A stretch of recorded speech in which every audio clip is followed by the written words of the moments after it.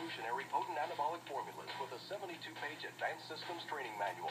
This powerful What's up, everybody, and welcome to Bios3 Raw TV. Today we're going to talk a little bit about form and what proper form is. When I first started training, I was taught by the elders proper form. So when you're bench pressing, your back is flat, and you keep your head against the bench when you press, and you extend your arms all the way out. When you curl all the way up to touch your chin, then all the way down. And like some of you, I noticed some of my lifts stopped. They stopped gaining. They didn't go anywhere. I couldn't figure out what the deal was, and I wasn't getting a bigger chest by bench pressing. The things that I were supposed to be doing wasn't happening. And what you guys saw right before this video started was a Cybergenics commercial with Franco Santorello. Franco was, he was the man as far as, bodybuilding was concerned in like the early 90s, well, late 80s, early 90s with the Cybergenics. They called him the Cybergenics Kid. He was big, he was lean, he had great symmetry and stuff.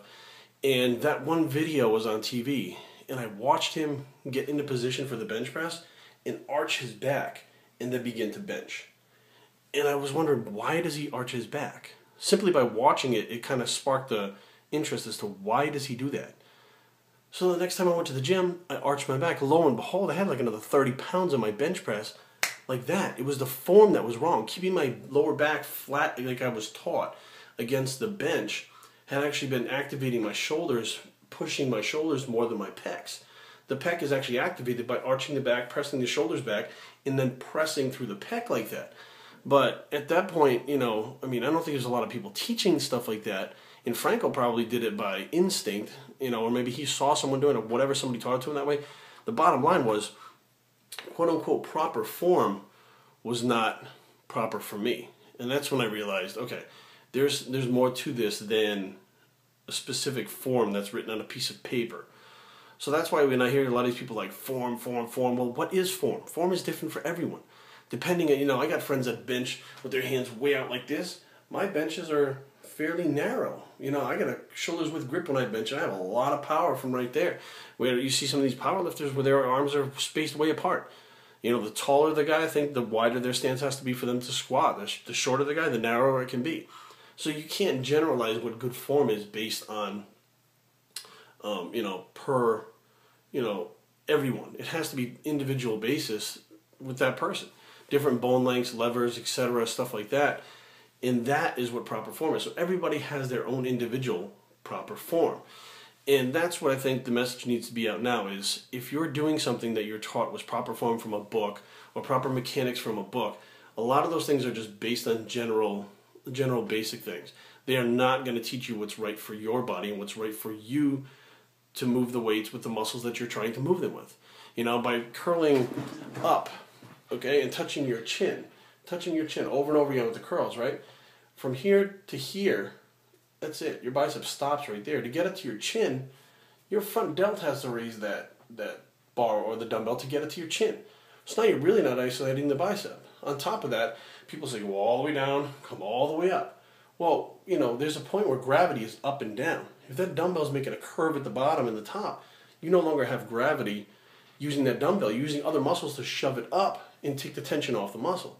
So therefore, proper form is not all the way down, all the way up. It's a range of motion within each person to where that dumbbell uses gravity going straight up and down, not on an arc. So here's lies the problem now. What is proper form?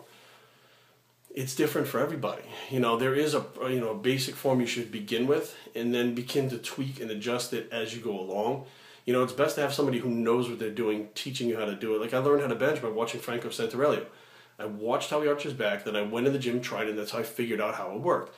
Now I passed that information along onto other people. Lo and behold, it worked. And I couldn't figure out why until later on. Some of the power lifters all along had been arching their backs, and that's how they were getting power out of their pecs instead of their arms and their triceps and their shoulders. So pay attention to form. Don't go sloppy all over the place, like, throwing weights around all over the place like you're having a convulsion. But at the same time, be aware that, you need to get in a certain position for your body, bone lengths, the kinesiology, the way the bones move together and stuff like that, the limbs move, that will allow you to get the most out of your workouts like that. And it's going to vary from person to person. So your buddy who's got a big bench, it's benched a certain way, you may have to adjust your bench to be able to bench like him. Maybe that's why he's so much further than you are with your bench, because he actually has the right range of motion, the right grip on it, the right way he tucks his elbows, whatever, and you're doing what he's doing and it's not right for you. Bios3training@gmail.com. Comments down below. We're going to play the Santorello thing again now in case you missed it in the beginning so that you can see it again. And we're out. Pay attention to how he arches his back. I know, because I did it. This dual-phase 60-day program combines revolutionary potent anabolic formulas with a 72-page advanced systems training manual. This powerful innovation promotes